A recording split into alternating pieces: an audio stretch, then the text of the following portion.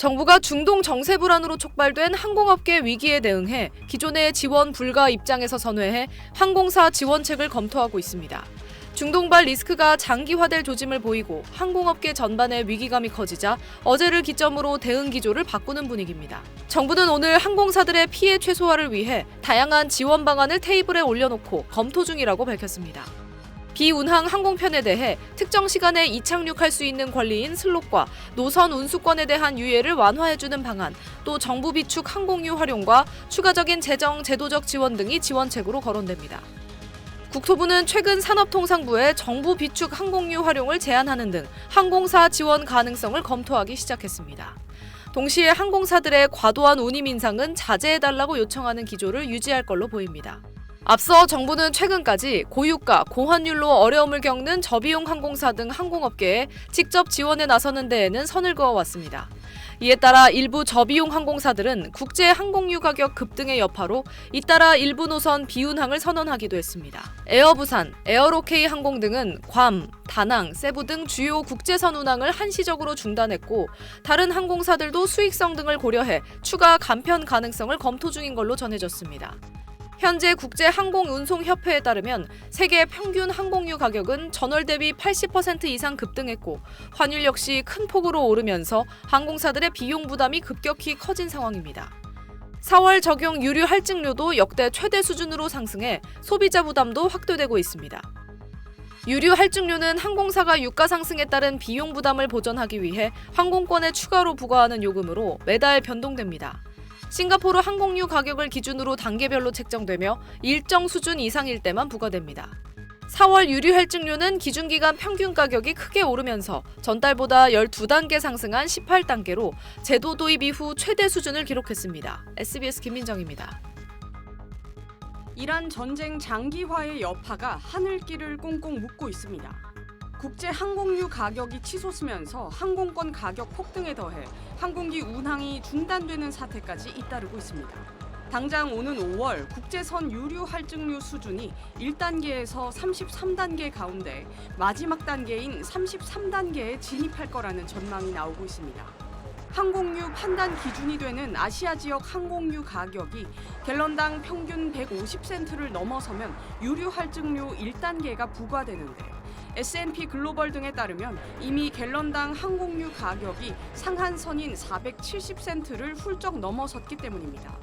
4월에 적용될 국제선 유류 할증료가 18단계인 점을 감안하면 5월까지 한 달 새 15단계나 수직 상승할 가능성이 높다는 겁니다. 한국 항공 역사상 유류 할증료가 최고 단계인 33단계에 도달한 적은 한 번도 없었습니다. 이렇게 되면 미주 노선 유류 할증료는 편도 기준 55만 원, 왕복으로는 100만 원을 훌쩍 넘기게 됩니다. 동남아와 일본 등 단거리 노선의 유류 할증료도 현재보다 최대 3배 이상 뛸 전망입니다. 현행 규정상 항공사 운영 비용의 약 30%를 차지하는 유류비가 최고 단계인 33단계를 넘기게 되면 그 부담을 소비자에게 넘길 수 없습니다.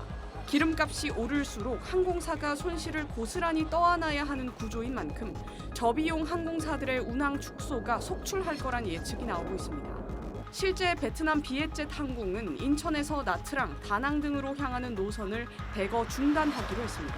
특히 한국 여행객들이 많이 찾는 푸꾸옥 노선은 다음 달 초부터 5월 초까지 운항이 전면 취소됐습니다. 국내 항공사들 사정도 비슷합니다. 에어부산은 다음 달부터 부산발 다낭과 괌 등 주요 노선을 20회 감편하기로 했고 진에어 역시 괌과 나트랑 등에서 총 45편의 운항을 취소했습니다. 에어프레미아도 미주와 동남아 노선 50편에 대해 비운항을 결정했습니다. 항공유의 상당 부분을 수입에 의존하는 동남아 노선을 중심으로 취소 대란은 당분간 계속될 걸로 보입니다. SBS 이현영입니다. 미국, 이스라엘과 이란의 전쟁 장기화에 따른 고유가와 고환율의 이중고가 국내외 항공업계를 강타하면서 아시아 전역과 호주 등에서 항공 대란 조짐까지 나타나고 있습니다. 항공업계에 따르면 국내 저비용 항공사들은 수익성 악화를 견디지 못하고 노선 감축에 돌입했습니다. 에어부산은 다음 달부터 부산발 다낭과 세부, 괌 등 주요 노선에서 총 20회를 감편하기로 했습니다. 항공유 비용이 영업 비용의 약 30%를 차지하는 데다 달러로 결제되는 구조라서 유가와 환율이 동시에 오르면 운항할수록 손실이 커지는 구조이기 때문입니다. 다음 달에는 국내선, 국제선 유류 할증료가 모두 오르는데 국제선의 경우 노선에 따라 기존 대비 최대 3배 가까이 오를 전망입니다. 이에 따라 여행객들 사이에서는 인상 전 요율을 적용받기 위해 예매를 서두르는 움직임도 나타나고 있습니다. 더 큰 문제는 연료 수급난입니다.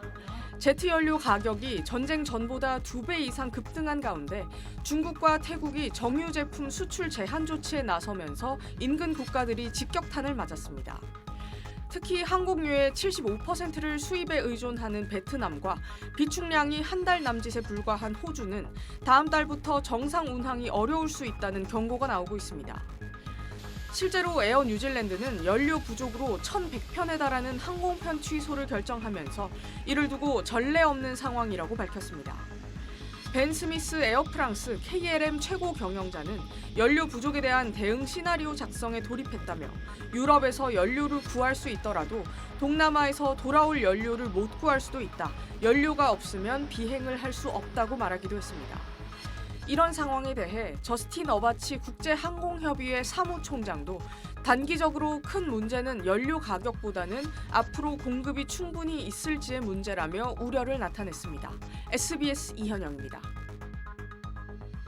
네, 그리고 유가가 올라서 비행기 값도 난리라면서요? 네, 그렇습니다. 이 한 달 만에 비행기 값이 폭등을 해서요. 항공권이 100만 원 이상 상승한 경우도 있고요. 이 동남아 여행도 수백만 원에 이르러서 생돈 나간 느낌이다. 이런 생각에 여행을 포기하는 사례도 발생하고 있습니다.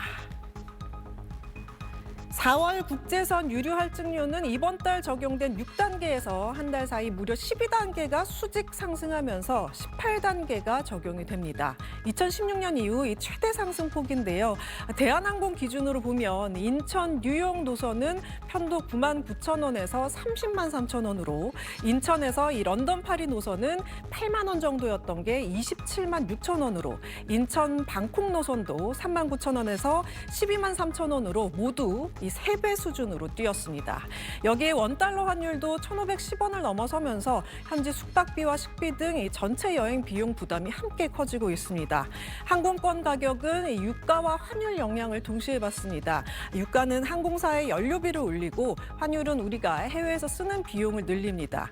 특히 유류 할증료는 항공사가 그 시점에 이 연료비를 반영해서 부과하는 비용이라서 탑승일이 아니라 발권일 기준으로 적용되기 때문에 같은 일정이라도 언제 결제하느냐에 따라 실제 지불 금액이 크게 달라집니다.